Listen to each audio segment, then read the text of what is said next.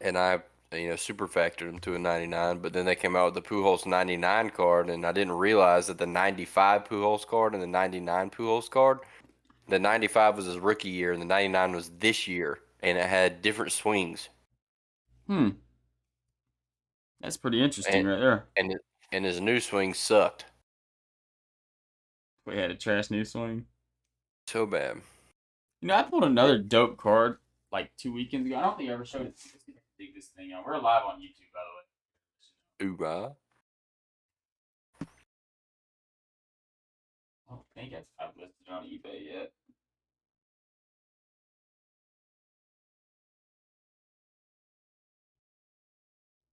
One sec.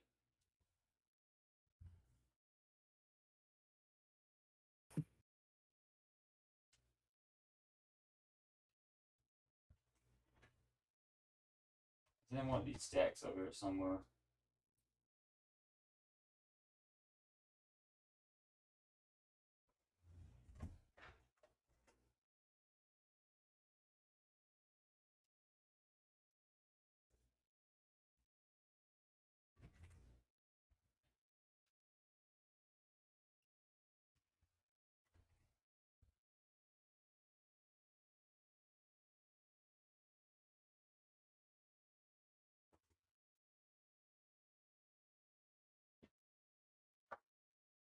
Is it listed yet? Have I sold this card?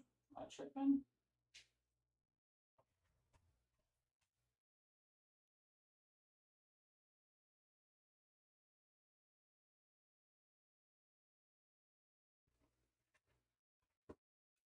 I'm not tripping. This card is beautiful. oh, that's the what's it called? What's that pack? This right here is a mosaic. It's a mosaic. It's an orange. Orange reactive. It is a beautiful card. Is that boy Aiden? That boy five. I could tell you who that is by his stance. Mm-hmm. I also have this one too. I don't know if I showed you this before. This is the orange laser. Ooh, You know how upset I was when I pulled this card? I mean, it's Travis Etienne, so I'm not like too upset. But yeah. whenever you're like, I slowly reveal them and I go from top to bottom just so you can see the team name first. And I saw Jacksonville, and I already knew Trevor Lawrence was this rookie class. Yeah. If this was the Trevor Lawrence card, I'd be Yeah, sitting pretty nice. Etienne's a beast. Yeah, that's when that's honestly, I have it listed right now. I need to pull it off and hold it. I think he's a pretty good hold candidate right now. He had Wouldn't 1,200 yards, didn't he? Yeah, I wouldn't be surprised if he's like the best running back in football in like 2 years. I wouldn't either. He's, He was awesome last year. He was going off like 130. dude, he's got some girly flashes Yeah, he's to he's to he's his game. he's a freak. I got so I many see it. cards. I'm going through. I'm like, man, I don't remember having this. I got some cards. We got a couple of them.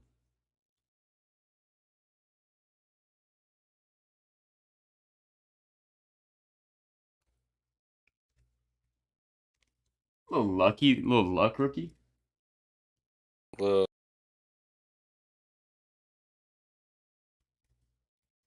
Oh yeah, little Trevor Knight. How you get him?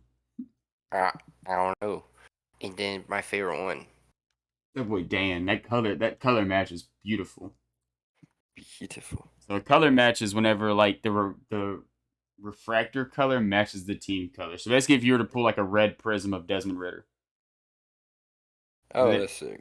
like for you, that's like a blue wave or something like that. Yeah. I pulled this too. This is a cool card. It's a hold candidate for me. Is that Matt? Yeah, it's Matt Pink. I think it's the same thing as the Desmond Ritter card, pink camo. Didn't you give me another card? I don't think so. I thought there was another card that you were giving me and or gave me. I thought you already gave it to me. I don't remember. Why you trying to get this touchdown master Aaron Rodgers with the big head? Ooh, the big head. I just I don't even remember what it was. I ain't the biggest Aaron Rodgers fan, but I mean I am. But like I don't care about collecting. This is the guy I like to get. Oh yeah, Herbie. Love Herbie. Herbie. I thought there was no. I don't know. Maybe I'm tripping. I might just be thinking of Dan.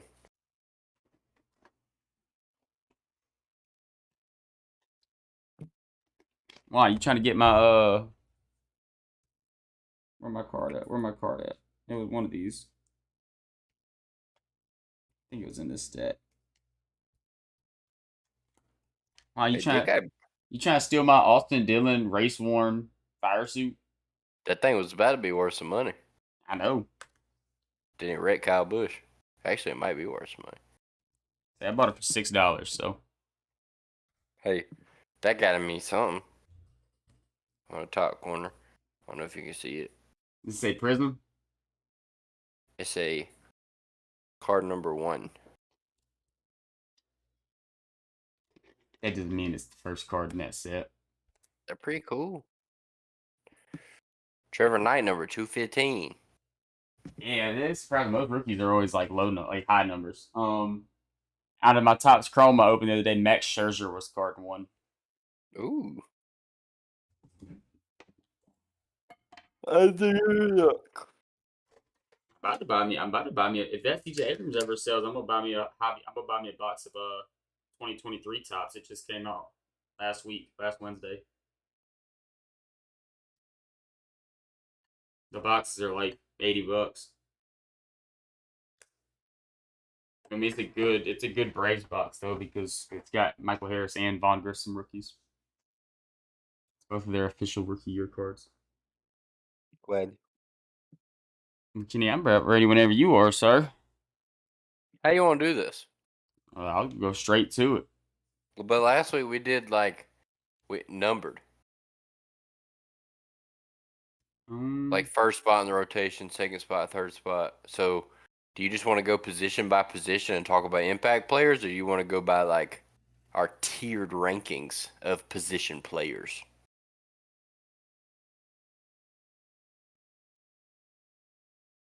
Because we kind of ranked the pitchers.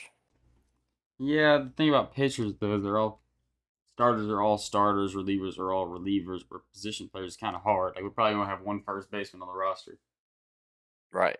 one primary third baseman, all that fun stuff. That's what I was saying. Like if we talk about left field and then center field and then right field, maybe like let's do it by like the position of strength, right? So like we'll do like we can start off with like infield, and we'll start off with like either the strongest position or the weakest position. I like that. Just so we kind of keep the positions together too. Like I don't want to talk about Orlando Arcia as like the 12th best position player, and then talk about Von Grissom as like the 8th, if you know what I mean. Like kind of separating the positions. Then you get So we go confused. to infield. We'll have four. We'll have 4 guys, 4 starters, and we'll talk about them in order of. We'll have 4 positions. Whenever we go through the positions, we'll kind of mention the guys as like the depth. So like when we talk about shortstop, we can say Von Grissom, then we'll talk about Orlando Arcia, and then we'll go to the next strongest position. So second base, first base, third base, whichever one you think. So we're talking about what position we think is the strongest as a whole. Yes. So like third base is strong, and then catcher is strong, and so on and so on. But we're And still but going to like talk about players in order. individually. But I'm Yes. saying we're gonna do it in order of like this is the strongest position. So basically, if we feel like shortstop is the weakest position, we're going to cover everybody that plays shortstop in that position group. Okay, and then go to the next one. Then go to the next one. Or I'm we with could it. do it vice versa. We could do it the strongest to the weakest. I think we're talking about infield. We all know like shortstop's the weakest spot in the infield. So, For sure. Yeah, I like that. Let's go shortstop first, and then work our way up. and then we could talk about obviously Vaughn, Orlando. Yeah. Throw in Hechavarria and um, Denny. I mean, there's some guys that's kind of hard, like Ari Adrianza. It's kind of a weird position thing there. Yeah, I'm not really gonna have too much to say about that, but We'll go based off where he's highest on the depth chart, which is technically shortstop or third base. He's the second guy on the depth chart at both positions. Eric Adrianza. Just by MLB. Just so you know, Orlando RC is the fourth shortstop on the depth chart on MLB. I don't think that's correct. Yeah, I don't either. They have But I'm looking at it right now too. they have Hechavarria and Ari Adrianza above him. Don't I think that don't it's think so. correct. I don't know if either of those guys are going to make the roster. I don't think so. And this is also episode 36, by the way. It's crazy.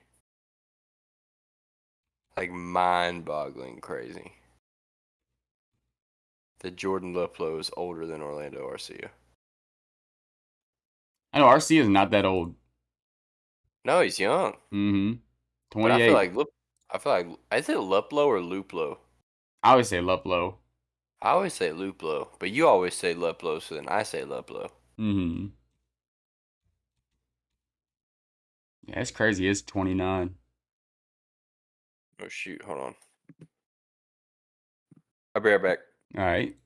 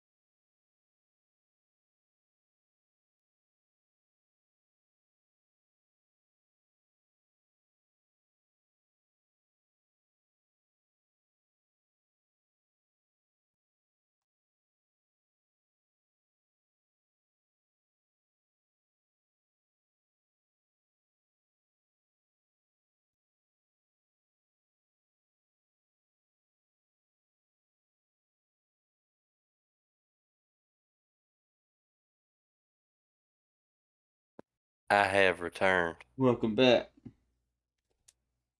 Let's hope he stays asleep this time. He was not happy. No. We alternate nights. So one night Kate is responsible for him, one night I'm responsible for him. And tonight is my night. Hell. What episode are we on? 36.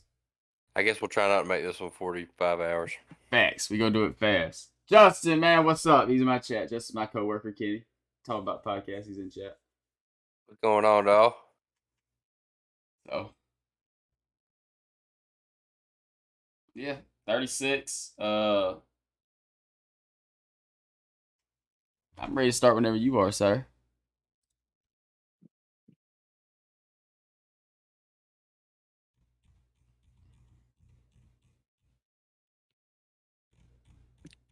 Let's dive into this thing.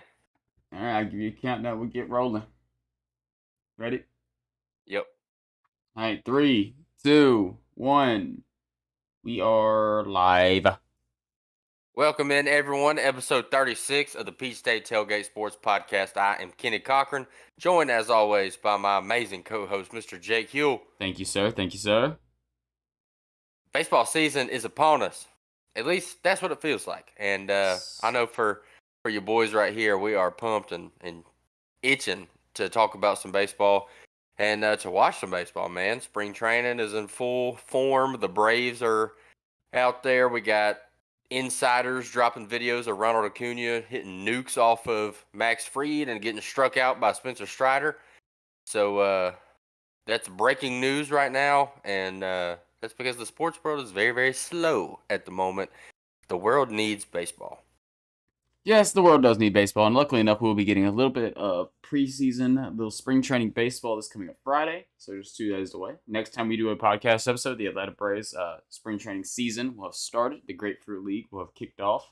I believe our first game is Saturday at around 1:05. I don't know if it's televised anywhere, but it is some type of baseball. I don't know what games are going to be on TV. I'm sure they're going to have some of them, and I'm probably going to be tuning into any games I can. I don't care what team's going to be playing. I just want to watch some baseball. Amen. I do like college ball. Something about the wood bat's a little bit different. Kind of get you a little bit more pumped up for the major league season compared to that metal bat. So, yeah, I'm really excited for it. Like you said, it is the slow season. Before we get too kicked off and braced up, I do want to mention the Hawks have dismissed head coach Nate McMillan. I don't know if you saw this news, Kenny. We currently have an interim coach. I don't have the name in front of me. I'm not going to look the name up, but I know the head coaching hire look has began. So they're out there. They're trying to find a coach ASAP. Obviously, this team's still the eighth seed in the East, so still playoff contention, still looking to make the playoffs and make a push for a championship. Don't think it's going to happen, but hey, as long as you're still in contention, you want to run on a good team. Apparently, Nate McMillan had been asking the team to allow him to step down for a couple weeks now, and they were trying to ride him out the rest of the season. Obviously, that didn't work. We just need to find if we see we can get a coach that can work with Mr. Trey Young, because so far this short career, haven't had much success doing that. Insert Coach Ukoda.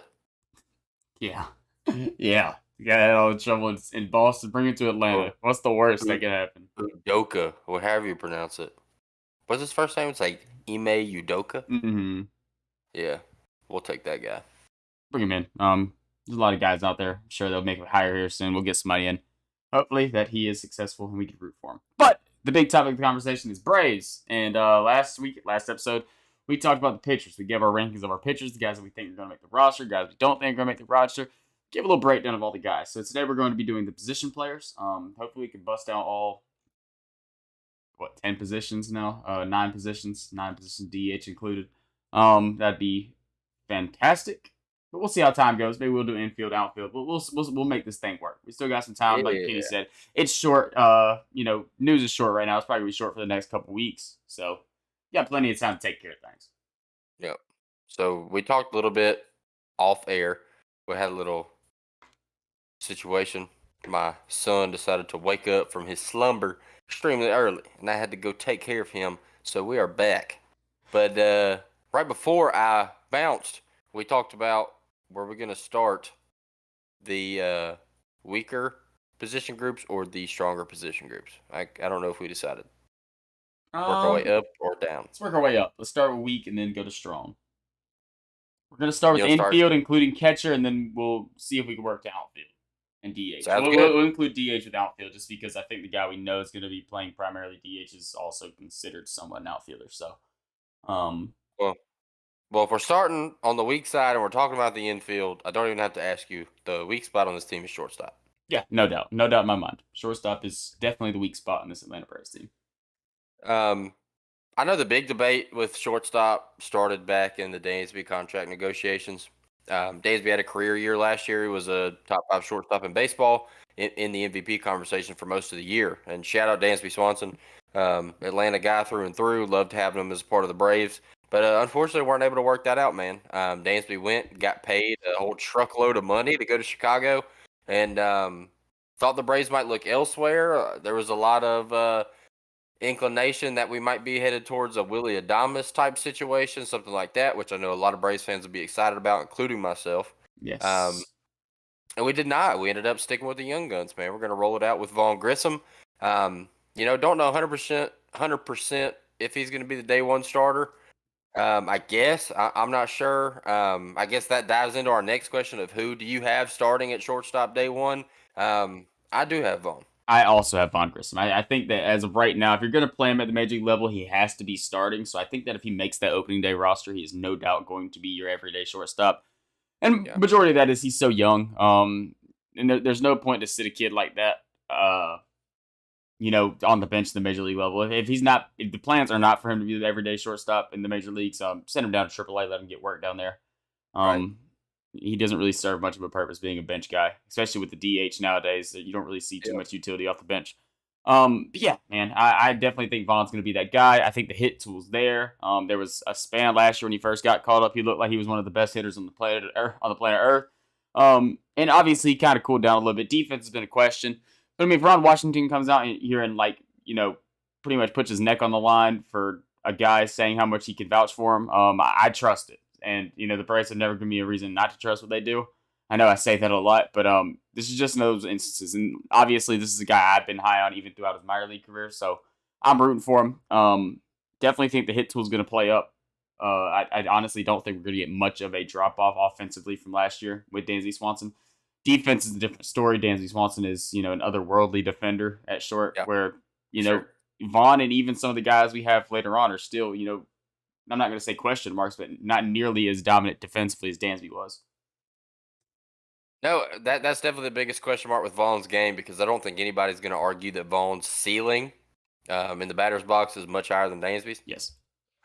Just from what we saw last year. I mean, you look at in what he played. It was 41 games last year. He had 291, 792 OPS, 5 home runs, 18 RBI, stole 5 bases. Walked 11 times. Like those are solid numbers. Obviously, they're a little skewed because he played pretty bad later on in the season. But dude comes in, first major leagues hits a home run over the Green Monster in Fenway, and then was riding on cloud nine the rest of the year until he wasn't. Yeah. And to round it out with a season like that, honestly, from a 21-year-old at the time, shortstop and Vaughn Grissom that you throw in and say, "Hey, man, you ever played second base before?" Well, you're going to now. Um, but it not really the ideal situation for development from a guy like Vaughn Grissom. But hey, you throw him in there, baptism by fire, and he shines. Um, I think the biggest thing with him, you're right, Jake, is the fielding. The fielding question mark with Vaughn has been there forever. I think a big part of it too for people, that maybe aren't as versed in the minor league baseball scouting system or watching minor league baseball and giving the eye test to these guys is what they saw in the majors. And can't really judge Vaughn off of what you saw in the majors because he was not playing his primary position. Yeah. So that doesn't mean the question mark's not there. I guess it means the question mark's there even more because you never seen him play short. But nonetheless, Vaughn Grissom's been working his tail off in the offseason with Ron Washington. We know how Ron Washington can do with these guys, man. He's got a gold glove pitcher. He's got great fielding third baseman, one of the best fielding first baseman in Major League Baseball, and he's trained up Dansby Swanson. Not to say Dansby didn't have all the tools before he came to the Braves, but Ron Washington helped him. Yeah. So he's in the best position. No, I agree. You get with a guy like Ron. He's going to get you there. This is actually kind of a crowded position too. I mean, I'm not going to say crowded with like the upper echelon depth, but there is a lot of depth at this position that we could see make an impact at the major league level. And after getting off Vaughn a little bit, I think we can cover that a little bit more. And a lot of these guys, it is weird to put them at shortstop, but I feel like this is more of like a primary spot for them. But these guys can't play all over the diamond. And the first one that I kind of want to mention is Orlando Arcia, the obvious answer, the guy that if Vaughn Grissom was to not make the opening day roster and not be the starting shortstop, this is most likely your likely candidate. Yeah. Another reason I don't think Vaughn's, another reason I think Vaughn's going to win that job is just because Orlando's, like I just mentioned, his ability to play multiple positions is very, very useful. If Austin Riley's not feeling the best or Ozzy Albies is not feeling the best one day, something, tweak something in warm-ups, you just throw him out there and there's no emergency plan you have to take. You just throw Orlando out there for a day. You're going to get, solid to, a little bit above average defense. The bat plays somewhat. He's a little bit streaky to me. Orlando is a guy that could definitely have some big hits here and there, but offensively, he's not really going to light the board up or anything like that. I mean, he's a guy that can run into a ball every once in a while and hit one 440. That's a good thing about Orlando. And he, a pretty professional approach, a lot of big time hits. And man, I honestly think I would love to see this guy get another opportunity to be an everyday shortstop at the major league level. I think that, with his age and obviously his prospect caliber coming up out of the minor leagues, this is a former top 5 prospect in baseball coming up. I think that offensively, I think if you put him in the right system, he could be an everyday shortstop in the major leagues. I just don't think the opportunity is ever going to rise with the Braves. I agree with you there 100%. I love Orlando Arcia. We've seen this guy play left field, dude. Like Mm-hmm. you can put him anywhere. And you might see it this year. Yeah. So, watch out for that. One thing that I'm going to say about Orlando Arcia, and this is super, don't really have a stat for this, but he's got ice in his veins, dude. Yeah. When you need a clutch hit, this is the guy. No Mm-hmm. question. He steps up in the batter's box, and you feel good about it. He's delivered so many times for this Braves team, not just hitting nukes, but finding the gap, getting the ball down in space somewhere, and driving runs across. That's what he did. I mean, last year he played 68 games for the Braves, had 30 RBIs, 9 home runs, walked 21 times, batted 244 with a 733 OPS, 733 OPS. Those are solid numbers for a rotational guy, dude. Yeah, he's pretty unbelievable, and as a guy that just kind of was like a throw in, kind of popped on the Braves out of nowhere. Like I don't remember how he got him. I feel like he just kind of showed up one day and then made an impact at the major league level, and he stuck around since. I know he's on a 2-year deal. He signed 2 years, or not this past off season, but the one before. So he still has another year of control left. Yeah, he's going to be a guy that has a job in Atlanta. I think as long as he wants to have one, just for the aspect of team chemistry and the ability to play every spot. I kind of think he is the Braves' super utility guy. Like I think that's the role that we're gonna have him in this year, and I think that's the role he's gonna kind of stick in. And like I said, there's not many people that would. There are better guys out there that play that role. Obviously you talk about a guy like Jeff McNeil and DJ LeMahieu that can just play a couple different positions in the infield that do start and put up crazy numbers. But a guy that you're not really expecting to start every day, Orlando Arcia, is definitely serviceable at that position. I don't know if there's anything else you want to talk about Orlando, but I have 3 more guys on my radar at the shortstop spot. Now, the only thing I was going to hit on with Orlando is this is a guy that does have a glove and an absolute hose. Yeah, he's a pretty solid defender. At short and second, I think his one little bit lack is range. Orlando, if you ever watch him play, he's a pretty hefty guy. He's not really your super slim, athletic looking shortstop out there. He looks like he's about 6 foot, 220. I don't really have his. He's listed at 6 foot, 187. I have a hard time believing that. He seems like he's definitely over the 200 mark. Yeah, for sure, 2 bills, no doubt. Yeah, he does have a cannon arm. Smart player, knows how to make all the smart plays. Great instincts. I think that he's a stud. All right, 3 more guys left for me. And actually, one of them is on the 40-man roster. And the guy on the 40-man roster is the guy that has the least likely chance to see at the major league level this year. And the only reason he's on the 40-man roster is because he was protected for the Rule 5 draft this past year. So I'll go ahead and start with him. Braden Shoemake. I do think there is a route that we could see Braden Shoemake at the major league level at some point this year. I don't think it's going to be early on. And I do think the injuries would have to surface. Shoemaker is coming off probably his best minor league season he's put together with the Braves last year, and it was not anything crazy. I want to say he was around 260, about 10 home runs. He did suffer an injury in August that kept him out for the rest of the season, so his season was cut kind of short. But it was nice to see Shoemaker be able to put things together a little bit. And another reason I think that we could see him, if something doesn't work out with Von Grissom, and somehow we Ari Adrianza is not on the team anymore, and Denny Hechavarria, obviously two guys we're going to mention right after this, aren't on the team anymore because they don't get their options picked up and they declare for free agency afterwards. Shoemake could be that next super utility guy up. I mean, this guy played primary second base last year, which is interesting. They tried him at that whenever Ozzie went down. He can play a couple spots in the infield. 6'4", absolute tank at shortstop. 6'4", 180, got a super similar build to Carlos Correa. Guy that whenever he's coming up out of college, a lot of people were saying that his bat was going to play. His bat was there. That was not the worry. His defense was the worry. But ever since he got turned pro, it has been the absolute opposite. He is a spectacular defender in the infield, but the bat has not been able to play. I don't think he's ever going to really develop too much power. I don't think he's ever going to have crazy power numbers. But, I mean, there is a world where Braden Shoemake becomes a, 280, 285 hitter at the major league level that hits you 15 home runs a season.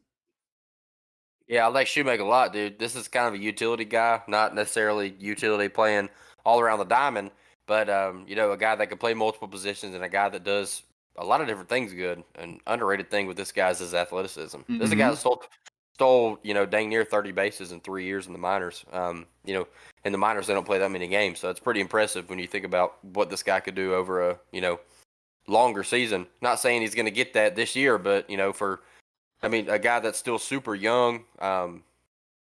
He was drafted, what was it, 2019, 2020? Yeah, 2020. I think so.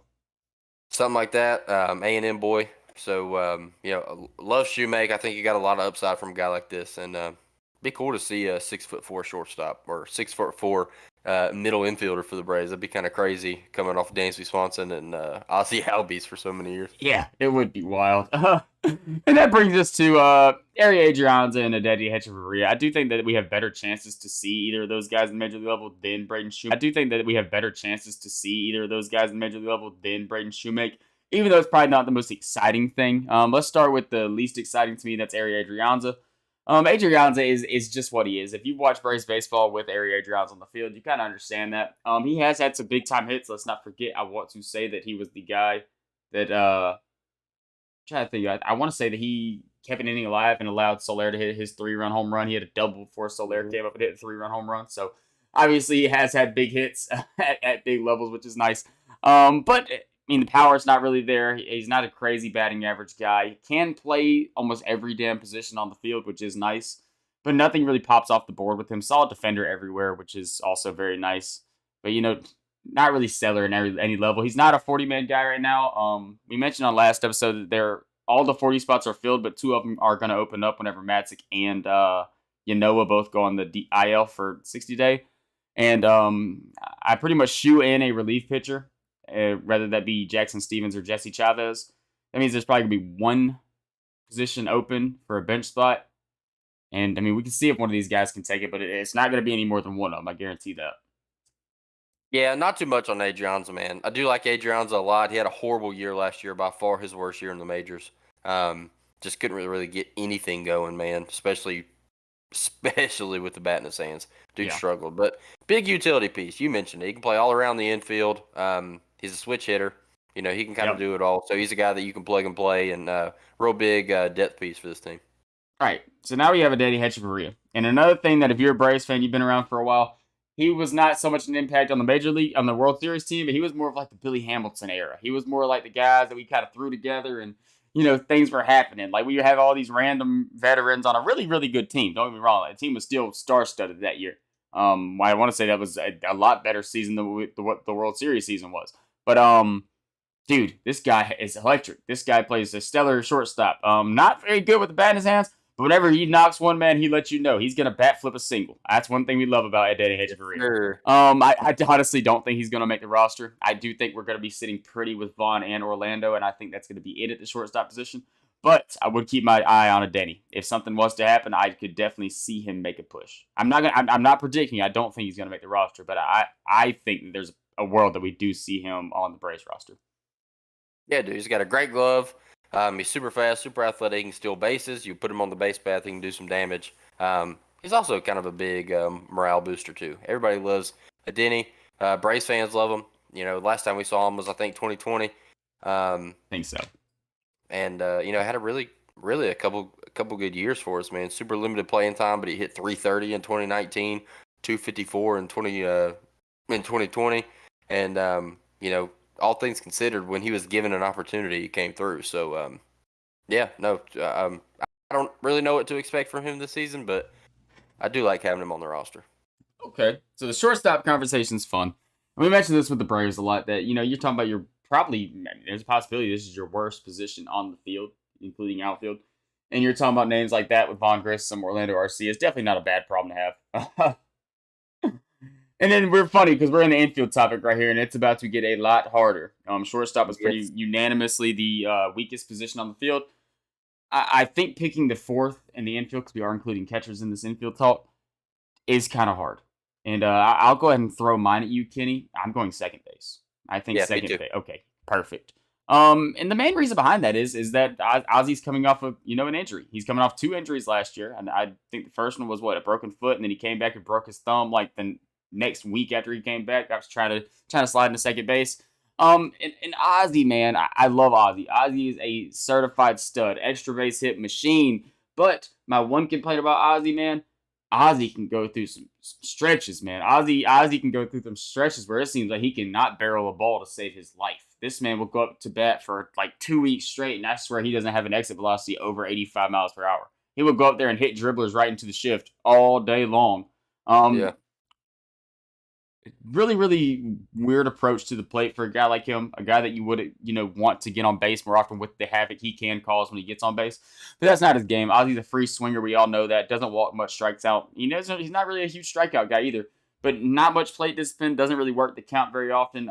Makes a lot of contact. It's just if he can get back to those numbers he was putting up in, 2020, 2021, those type numbers where he was, get a 2019, I want to say, was a huge season for Ozzy, where he was just getting extra base hits left and right. I don't care if he hits 260. I don't know if Ozzy's ever going to be a 300 hitter again like he was in 2017 and 18 in his early on seasons. I think now we're kind of looking more like a 260, a guy that could honestly hit, 70 extra base hits in a season. I don't think that would surprise anybody. 40 doubles, 30 home runs. He's done it before in the past. So if he reaches his potential, I think it's there. I do think the concern is that, we just haven't seen it. We haven't seen it in, over a season. So, Yep. I mean, he got hurt last year. Before he got hurt, he was not playing very good at all. So, No. it's just not really like recency bias is going to kind of hurt this grading because I think we all know the player Ozzy is. It's just we have to see it happen again. Yeah, the crazy thing with Ozzy is that when he's healthy and when he's, fully a go, he's the top 5 second baseman in Major League Baseball. Yes. No doubt about it. And even, with the injury concerns, I'd make an argument that he's still top 6, top 7. Yes. You bring in guys like Jeff McNeil and talk about guys like that, and obviously we hate the Mets, but it is what it is. Those guys are going to be in the conversation now, and you just kind of got to accept it and move on. But you talk about Ozzy Albies and what he can bring to a team, man. You're absolutely right. This dude's like 5'8", $165, 170, a switch hitter that hits for power. He does. The averages aren't as good as they used to be, but I think you hit the nail right on the head, Jake. I mean, I think what you can expect from Ozzy Albies, and it sounds kind of crazy. 20 is a big number, but I mean, I could see Ozzy hitting for 260 and 20 bombs this year. He's a guy that he's a demon on the base pass too. He's going to go out there and steal some bases. He plays great defense. Him and Dansby had that really, really good connection from, second to short, turning two, and doing everything they used to do. I'm curious to see where him and Vaughn can build that relationship up to, especially headed into this year. Don't know how much, PT Ozzy's gotten in the offseason moving forward, what his trainings look like. The health concerns and everything are definitely there, but, hopefully he's going to be good to go, man, and we get to see Ozzy get back to true form. Because last time we saw him in a full healthy season, he hit 30 bombs, was an all-star. So yeah. And not to mention, also the defense this guy plays, like you mentioned earlier, fantastic defender. He's one of the best at second base defensively, offensively, probably. The only guys I would really like thoroughly rank above him would probably be Jose Altuve and Marcus Simeon. Those are the two guys I really look at. Obviously, Yep. Jeff McNeil just had his breakout, but whenever Ozzy's right, he is hitting the cover off the ball, and that's what we need to see from him. You get back to those full season numbers, it's going to be a dangerous season, especially for a guy that you're probably going to be batting not late in the lineup, but not top of the lineup. I wouldn't think. I think the Ozzy was going to slot as like a 6 or 7 type hitter, which is perfect. A guy that can drive in runs. Obviously, you let guys like Riley and Matt Olson with pretty high on base percentages get up and get on base, and you have a guy right behind him that can drive him in. Absolutely, man. What Ozzy brings to this team is just so unique, and I'm so excited to see him back out there on a daily basis. Gonna be awesome. So the third position in the infield, this is where it gets really tough for me because I'm looking at things and trying to think about it by league wide. Um, It's crazy. I'm going first base.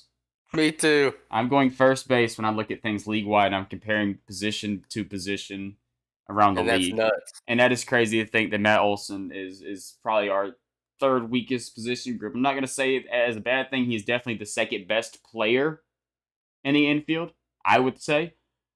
But we're talking about position groups here, and the Braves got damn good at one position group, and that just barely ranked above it in my category. Matt Olson, crazy power. Obviously last year everybody said it was a down year. Guy still went out and hit damn near almost 40 home runs and over 100 RBIs. So with like a 360, 370 on base percentage, walked a ton. Batting average was low. We still have a lot of fans out there that worry so much about batting average. Batting average is not an important number anymore, guys. Nope. Why do you think MLB teams loved Bryce Harper for so long whenever he was in Washington and he was hitting 230, but he had a 370, 380 on base percentage? Because how many times you get on base is the importance in baseball. And if you're walking a lot, I don't care what your batting average is. Joey Gallo, another guy that people used to hate because his batting average is 220. Guess what? This guy's walking a ton, guys. Like, it happens. Matt Olson, a guy that is going to benefit a ton from no more shift. They can't shift anymore. You have to have 2 players on each side of the bag, nobody playing out in the grass. That's going to be fun. I'm excited about that. Obviously, Truist, we get to see another full season at Truist Park, which is a huge home run park. Yep. Dude, Matt Olson, I think that he is going to have a better season than he did last year. And people are going to say last year was a down year. Last year was a damn good season Matt Olson put together. Defensively, I think he's going to get improved. Last year, we saw a couple of blunders happen at first base, which is not normal for Matt Olson. He's usually a top-tier defensive first baseman. I think he's going to improve defense, but I think he's going to improve offensively. He's going to be a cog in the middle of this Braves lineup for years to come. So, absolute beast. And a very underrated thing with Matt Olson, when you talk about a first base position group that's not super deep, this dude played 162 last year. Yeah. So, dude, Matt Olson's a top 5 first baseman in the MLB. Don't let anybody tell you anything different. Everybody was up on this man in 2021 when he was an All-Star, hit 271 and 39 bombs. Like Jake just mentioned, man, the batting average just does not matter. This dude had an 800 OPS last year, hit 34 bombs with 103 RBIs. Those are insane numbers. And he's the third best position group on this Braves roster. Get out of here. Yeah. It's crazy to think. It's kind of hard, like, because I want to dive in a little bit more, but like, what do we dive into? Like, I mean, Matt Olson's a damn good baseball player. We gave you the numbers. People take them as they are. There's a lot of casuals, I'm gonna say, that look at basic numbers or watch the day in, day out, and they're like, oh yeah, this guy comes at the bat. And I guess it's also a problem with broadcasting stuff. A lot of times, whenever you watch the broadcast, it shows 3 key numbers. It's batting average, home runs, RBIs. They show them come up. First thing they see, the first stat they show is 230, 240. Oh, this guy sucks. What about his OPS? What about his on base percentage? Let's worry about the stuff that is actually important in the game of baseball. And an extra base hit machine, doubles machine, home run machine, all the power in the world. One thing I want to talk about with Matt Olson, too, I heard a lot of people downplaying the shift rule changes this year, talking about how the only shift, you have to have 2 players on each side of the bag. But you can stand anywhere you want to as long as you're in the dirt. Yeah, good luck fielding 110 mile an hour exit velocity in the dirt. All right. Yeah. It's a lot different. That ball's coming to you, hopping at your feet when you're standing in the dirt, as opposed to 20 feet back in the grass. That's a whole new ball game for those second basemen. So good luck, because this dude, when he is grounding out to the shift, he is roping baseballs. Yeah, Matt Olson can turn on a baseball almost damn near better than anybody I've seen. He will flip one. You don't really see Matt Olson really work the opposite field too much. He's more of like your pull hitter type. Yeah. It's going to help everybody in baseball. If you're a pull hitter that, obviously big time power lefties, Joey Gallo's, Matt Olson's, those type guys, it's going to benefit those type guys a ton not having a shit. I don't care what anybody says. It's going to be a Like huge benefit. 9 times out of 10 last year, you saw two things from Matt Olson. It was either a ground out to the shift or a ball 10 yards over the chop house. Yeah. Yeah, man, I'm so excited to watch Matt Olson play again. Just like I'm excited for baseball in general, and like just talking about these position groups just makes it even more exciting. That's good. That kind of brings me to second, and that's going to be catcher. I don't know how is. Are you flip? Actually, I had third base here. Okay, so you think okay? I respect that. Let's see, catcher. We'll do catcher. I'll let you talk a little bit, and then we'll jump right to third base since we're a little bit different here. And I do see what you're thinking here. This Braves catching group Yeah. is the best catching group in baseball. There's not a For better sure. 1-2 punch in baseball at catcher than what the Braves have. The Braves have two unanimous top 10 guys at the catcher position, and I'm sure that the DH, is also going to have some type of impact in this. And obviously, I'm gonna start with Travis d'Arnaud. I don't know if he's the better catcher. I think people would kind of say that Sean Murphy is, but Travis d'Arnaud is our boy, so I'm gonna start with him.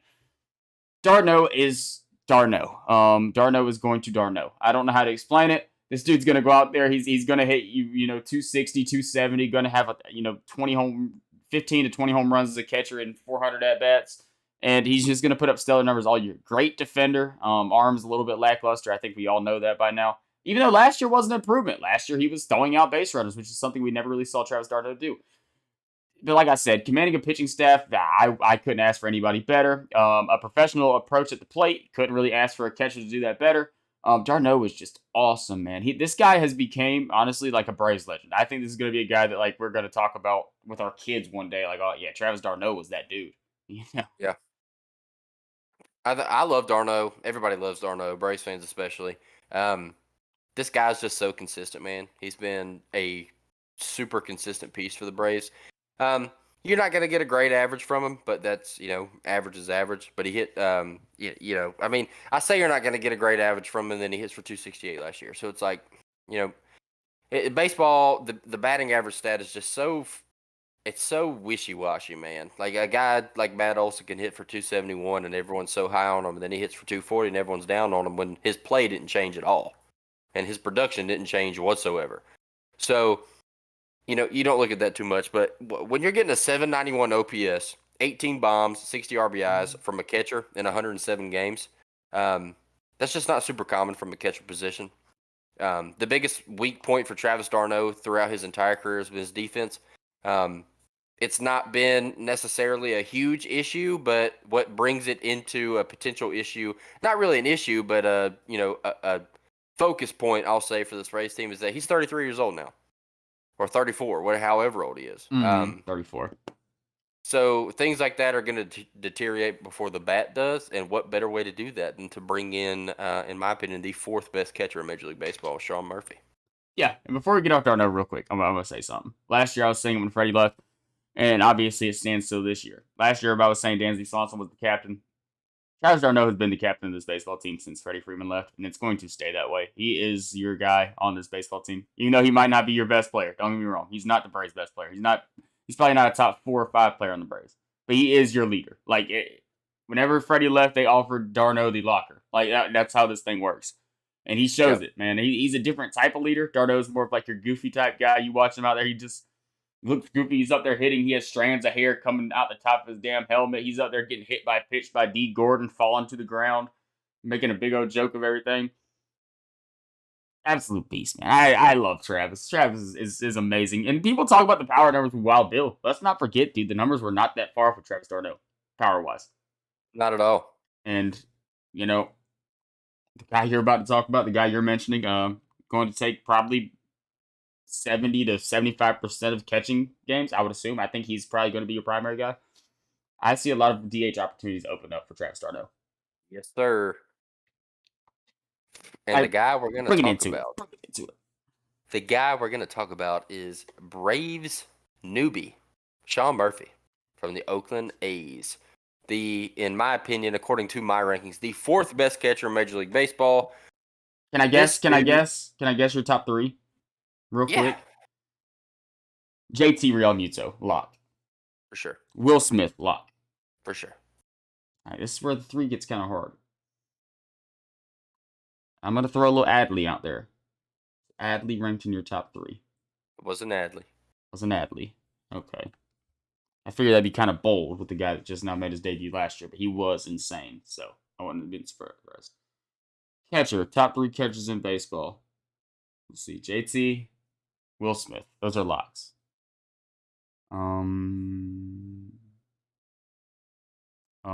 Who's your third? Wilson. Okay, I think there's an argument there, but I respect it. I like Contreras. I like Willie Contreras too. Ready to see him in St. Louis. See what he could do there. Me too, baby. Me too. He's been so good for so long. I agree. But you got guys like Adley. You also got guys like Grandal, Salvi still doing his thing. You also got guys you got to think about. People like Carson Kelly had a super sleeper year last year. And then obviously Adley. Hey, Cal Rowley from Seattle. Damn good ball player. Yeah, there's a lot of guys out there, but Sean Murphy was fourth on my board, man, and pretty clear fourth to me. What this dude does behind the plate is absurd. Let's get a couple things straight. We've talked about amazing defensive catchers of all time. You can look up the list. There's the Yachties. There's guys like that have just been absolutely dominant behind the plate. We haven't seen anybody in my lifetime since I've been a coherent baseball fan be as dominant behind the plate as JT Realmuto. He's been absolutely dominant back there. You cannot do anything with him. He can frame strikes. He can throw you out from anywhere on the field. He is absolutely ridiculous. Sean Murphy's number 2. Yeah. And that's super exciting to me because that has been such a weak point for this Braves team. It's part of the reason why we were a little bit more willing to give up a guy like Contreras in the way that we did is because with Darno getting up there in age, you got to think about the fielding aspect of catcher as well. And then you talk about how good this guy is at fielding, you forget the part where he hit for 250 with a 760 OPS, 18 bombs, 66 RBIs in 148 games last year. In one of the most pitcher-friendly parks in baseball. Yes. This dude is a unicorn. Pretty much. He is JT Realmuto light, and that is no disrespect to him. No, and he's only 28 years old. He's not going to go out there and give you the batting average Realmuto is. He's probably not going to be a 280, 290 hitter. I don't think the power numbers are too far off. I know JT is not really your prototypical super power bat. I think he's more like a 20 home run guy. I think Sean Murphy can give you that type of production, if not more. And obviously Realmuto brings something to the game that most catchers don't when it comes to stealing bases. Realmuto can get active on the base pass, which is something that really no catchers do. But when it comes to gunning down runners, Sean Murphy's second in baseball behind Realmuto. When it comes to framing pitches, Sean Murphy is better than Realmuto. There's not a catcher in baseball that does it better than Murphy. We've seen for a long time the Braves have had catchers that can go back there and manage pitching staffs with the best of them. And, the Braves have always had great catching. And when we look at the past, we look at Travis d'Arnaud, we look at Tyler Flowers, we look at Kurt Suzuki, we look at Brian McCann, AJ Przinsky. We've always ran out serviceable catchers that can manage pitching staffs and can call good games. And are solid defensively, don't get me wrong, but they have all had the same issue, and that is throwing out base runners, trying to steal bases. There's a new rule this year, I think, where the bases are, 10% bigger, I think, slightly bigger than they were last year. And the pitch clock, there's a lot of different aspects that are going to influence a run game to start happening. To baseball to start becoming more of a stolen base game. And there's no better move than bringing in Sean Murphy. I think a lot of Braves fans had really, really similar opinions whenever we first made the trade, and I'm guilty of it. I know me and Kitty both are. Where you're looking at William Contreras, you're like, damn, how much better does this really make the Braves team? Because you're losing a bat like William Contreras, a guy that is really, really questionable defensively, did show improvements last year, obviously still didn't look like a guy that could take over that number one role. And with d'Arnaud, like you mentioned, getting up there at age, you're going to need somebody to take over that number one catching role here soon. But at the time, it looked questionable. And I think the most part of that is because a lot of people don't pay attention to Sean Murphy. He played out in Oakland. Nobody really cares about Oakland. He wasn't putting up the numbers Matt Olson was whenever Matt Olson left Oakland. When Matt Olson was leaving Oakland, they had Matt Chapman. They had a ton of guys over there, so people had a little bit more eyes on him. This past year in Oakland, it was a down year. Nobody cared about Oakland. And now we're getting a guy, and you start digging into numbers. I think Kenny did the same exact thing. We started looking more into numbers. We started trying to research this guy a little bit more, see what this guy's really all about. And all it shows, this guy is a damn good baseball player. This guy is an improvement of William Contreras, which is weird to say. We love Wild Bill. Wild Bill is, one of the best young bats in baseball. It doesn't matter what position you're talking about. But when it comes to managing baseball games and taking over that number one catching role, Sean Murphy is going to be great. This is a guy that caught a ton of games last year, played in a ton of games last year. He's going to do the same thing with the Braves this year, man. He's going to take a lot of workload off Travis d'Arnaud, which is very needed. Yeah, man. Sean Murphy is. You're exactly right. When that trade happened, there were so many questions and so many question marks from every Braves fan in the entire world. Like, why would we do this? Why would we give up what we gave up? And then you look at the numbers and you're like, oh, never mind. This is why. That's true. That's true. And I have one more guy too. And I'm gonna pull this out. And this is something I've been vouching for the Braves. This is something I've been vouching for the Braves to do for the past 2 seasons, last year included, because last year we refused to DH William Contreras, and it seemed like for the sole aspect because that would leave no catchers sitting on the bench, and that one guy's Chadwick Trump. Just give this man a bench spot. I don't mind carrying 2 catchers. We can carry Chadwick Trump. We can carry Orlando Arcia. We can carry, obviously, d'Arnaud or Murphy as another bench guy. And then we can carry Jordan Luplow or another outfielder. It doesn't matter. Give me another catcher so Brian Snitker does not show resistance against DHing his other catcher.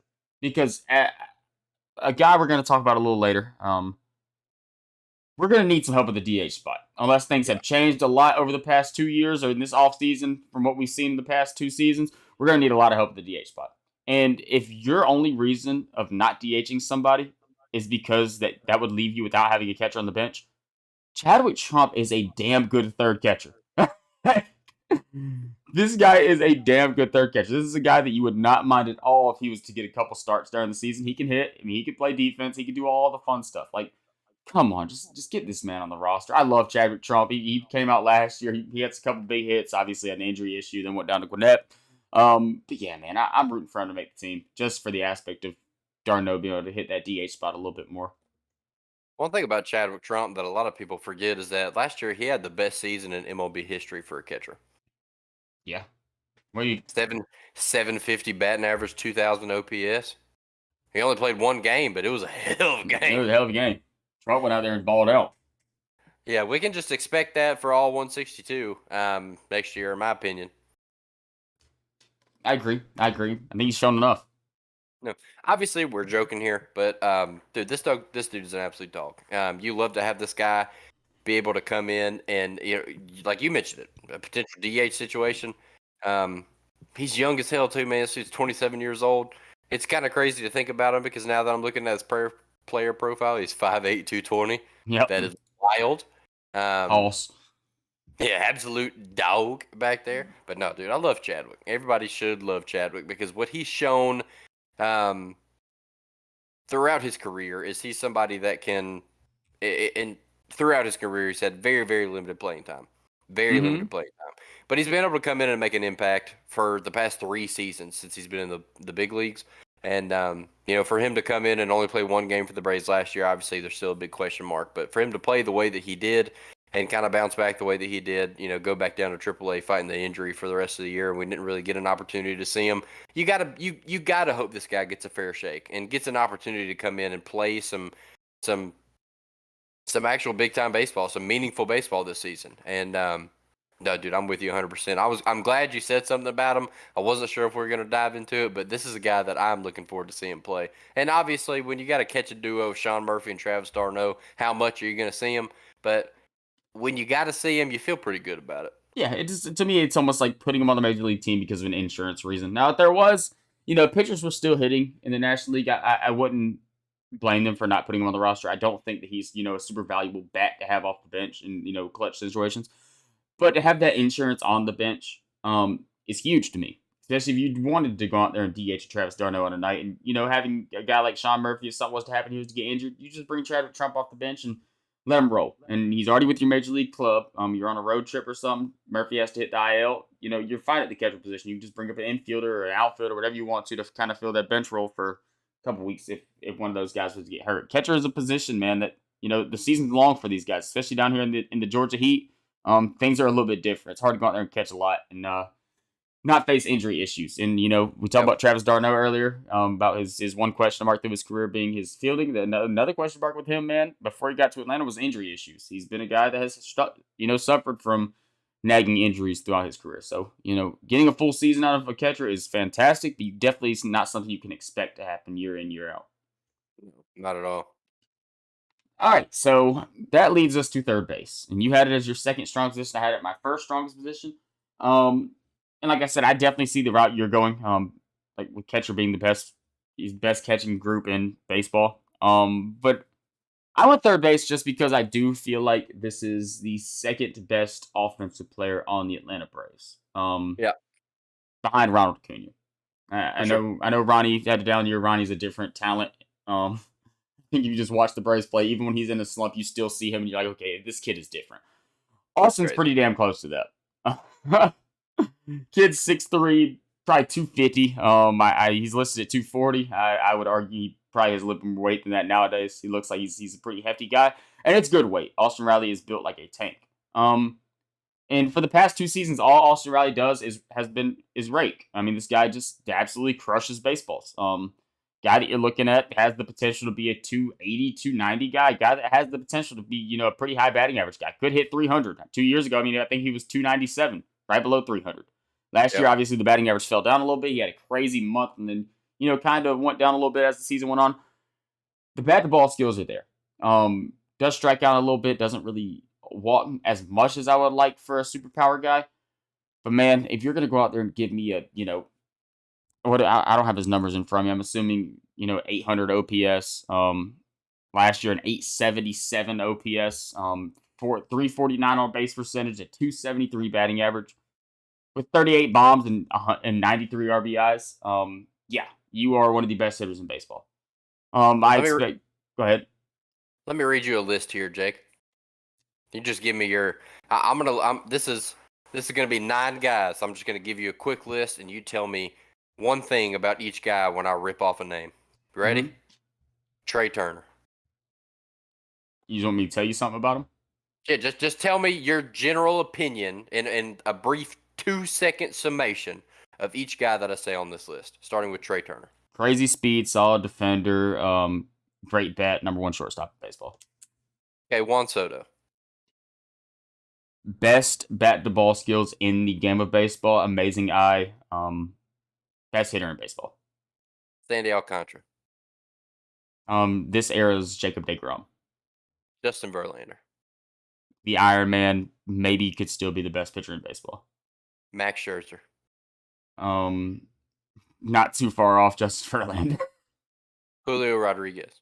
The game's best up and coming star. Bryce Harper. If Mike Trout didn't exist, this guy would be the one that would be taking all the spotlight. Vladdy. One of the best pure hitters in baseball. Rafael Devers. Another one of the best pure hitters in baseball. That was 9 guys that I just mentioned. Each one of these 9 guys, you heard Jake make an argument that they could be the absolute best player in their respective positions in the entire major league. Yes. The next guy on that list is Austin Riley. This is according to MLB.com's top 100 players in the MLB. This is 11 through 20. Yeah, and famously, he is ranked above Ronald Acuna. We're talking about guys on this list that could be the best player in their position in Major League Baseball. And Austin Riley's on this list. And we're sitting here talking to you about how Austin Riley's the second best offensive player on this team. Yes. This is absolutely ridiculous, man. If you are a Braves fan and you are not aware of the potential and the skill and talent that this team has on the active roster right now, you need to wake up, dog. Pinch yourself. Yeah. There's not many teams that ever get this opportunity to see this caliber of baseball being played. We've already got a World Series ring out of it. Ronald Acuna didn't even play in that World Series run. We've got a team that you could argue is better in all aspects than that team that won that World Series. From top to bottom, offensively, defensively, pitching, starting rotation, bullpen. And we're talking about a guy like Austin Riley that is in the conversation of best third baseman in baseball. He's in the conversation every single year of the most valuable player. He is in the conversation of best hitter in baseball. He's in the conversation of anything you want to talk about that could be positive from a third baseman and from a baseball player in general. And he's just one of many on this baseball team that we could Yes. have conversations about. Yes. I'm gonna say this. I think this third base group we're seeing in Major League Baseball right now is gonna be something that we're gonna look back on in 20 years and be like, okay, we got to watch all these guys man third for such a long period of time, and it was kind of historic. And those guys are Manny Machado, Nolan Arenado, Rafael Devers, Jose Ramirez, and Austin Riley. Those are your five. You can put them in whatever order you want to. I mean, I think that any five of those guys could be number one. I think any five of those guys could be number five on that list. I don't think that the gap is too big. Obviously, you look at guys like Machado, Ramirez, and Arenado. They've been doing it for a lot longer than Devers. And, Riley is the newest guy on that list. Devers has been doing it longer than Riley has. They are pretty much identical baseball players, Rafael Devers and Austin Riley. Offensively, insanely insane, or insanely close. Riley's obviously from the right side, Devers from the left side. And that's no discredit to Austin Riley because Rafael Devers is an absolute freak of nature. Yeah, just pure hitter, man. When you talk about just a guy that goes up there and just rakes, you can't talk like there's nobody you can definitely say does it better than Austin Riley. Nope. I've been on a mantle for a long time that Freddie Freeman is my favorite pure hitter in baseball. Guy that's going to go out there and hit 320, 300, hit any pitch in the strike zone. And I'm not saying Austin Riley's Freddie Freeman. They're different type of hitters. Right? Freddie Freeman was not a 38 home run guy. Freddie Freeman was not a 40 home run guy.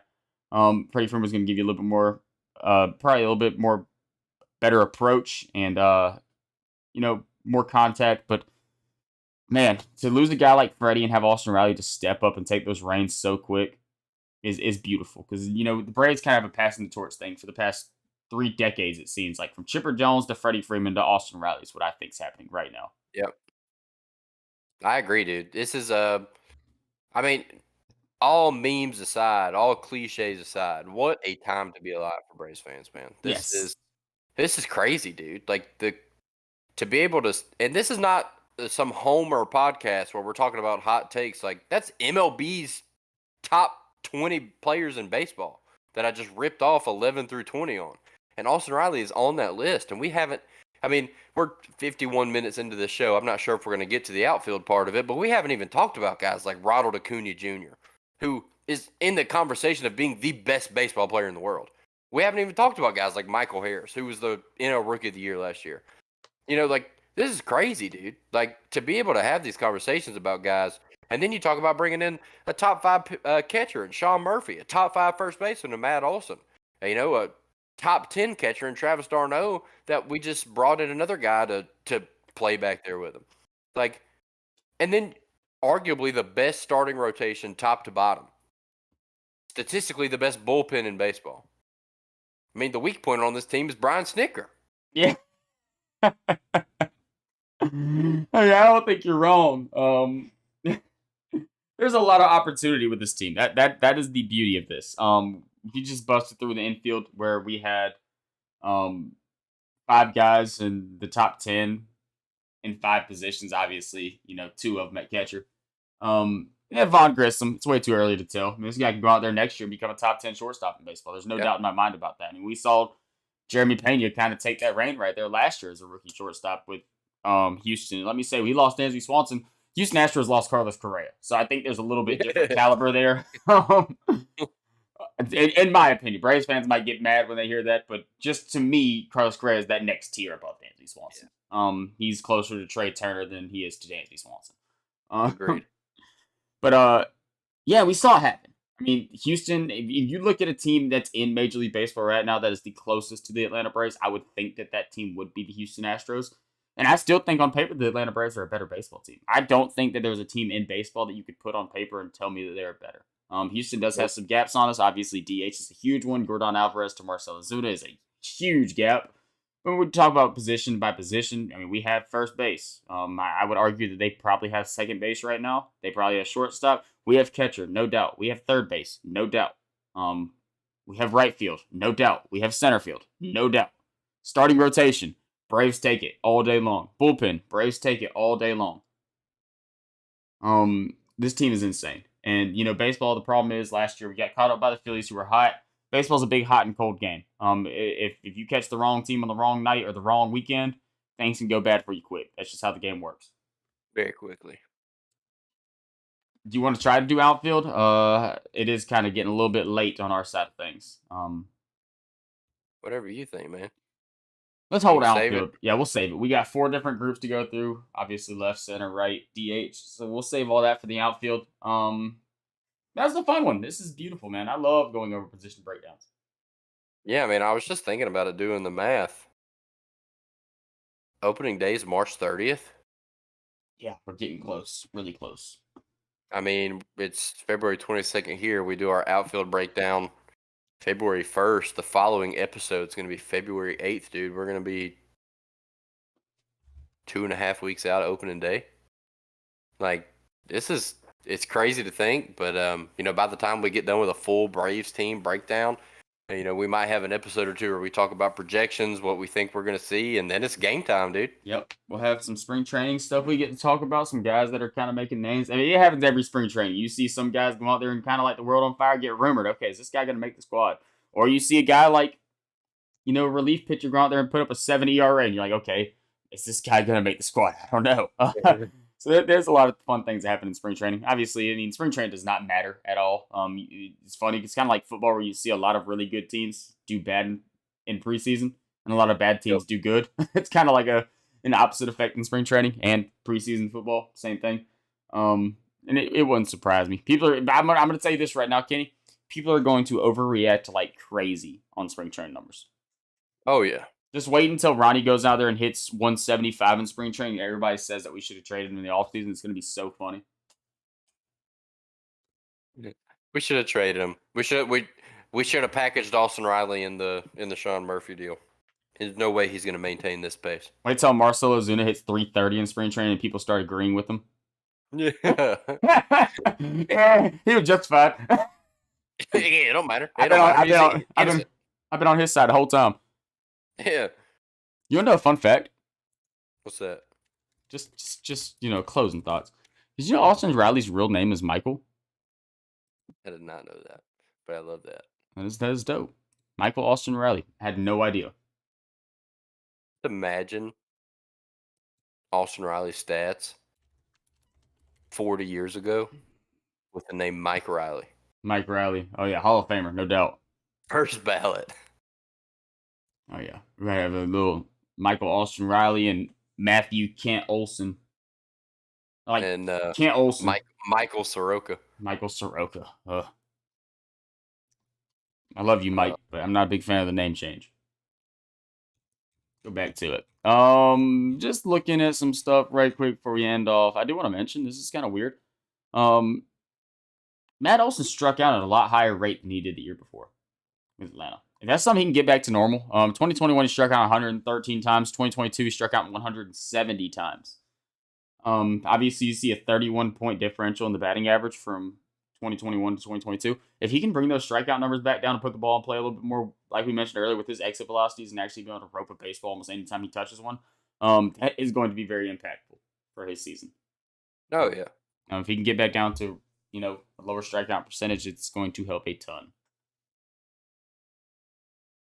Absolute dog. That is about it for me, Kenny. I think I'm good. I'll go ahead and do a little closing thought from me. If you listen to us on YouTube, watching us on YouTube, check us out on Spotify, Apple Podcast. Check out the podcast if you missed anything.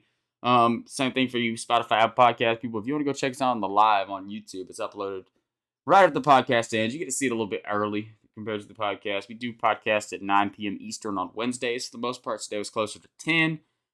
And then obviously the podcast is uploaded the next morning. Yeah, check it out on YouTube. Thank you guys for all the support. Kenny, I'm going to pass the torch to you. Let you finish it off. Yeah, man. You covered it well. Thank you guys so much for checking us out. Excited baseball season's closing in. Spring training is in full effect. We'll have our outfield breakdown next week, and we'll be ready to roll shortly.